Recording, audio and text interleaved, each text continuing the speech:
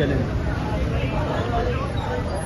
جی شیخ صاحب، آج کی مقدمے کی سماعت ہوئی ہے اور کیا دیکھ رہے ہیں آج کے اس مقدمے میں آپ کے ساتھ کیا ہونے جا رہا ہے؟ فیصلہ محفوظ ہو چکا ہے اور کیا دیکھ رہے ہیں سارے اوورآل میں؟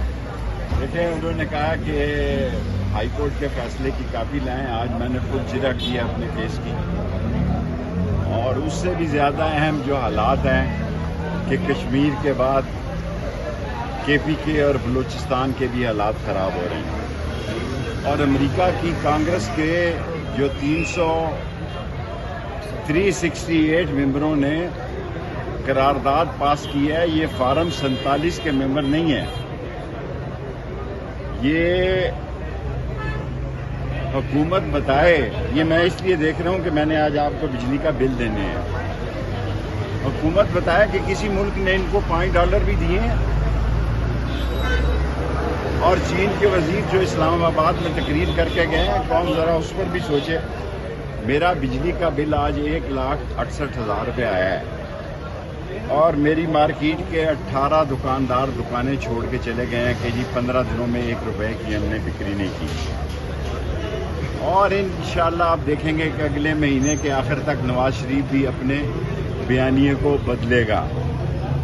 اور یہ میں بل دے رہا ہوں میڈیا کو کہ 31,000 روپیہ تنخواہ ہے اور 29,000 روپیہ بل ہے.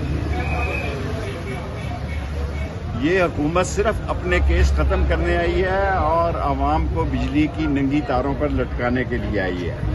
جب چور چوکیدار بن جائے اور گھوڑے گدھے اسمبلیوں میں آ جائیں تو پھر اس ملک کا اللہ ہی حافظ ہے.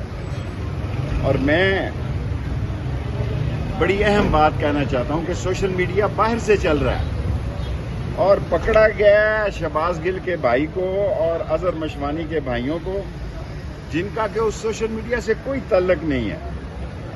اور جو بھی اس حکومت کے ساتھ مذاکرات کرے گا وہ منہ کالا کرے گا، پھر 707 کی صابن سے وہ ہاتھ دھوئے.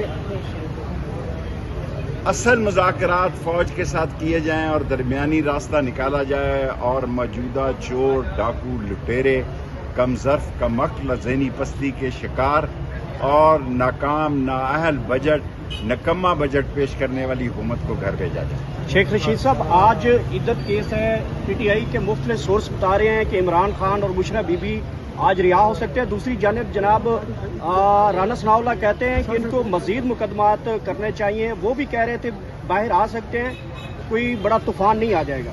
آ جانا چاہیے، لیکن یہ اس کو آنے نہیں دیں گے. اللہ آباد رکھے، خوش رہے. صاحب السلام علیکم. سردار صاحب پھر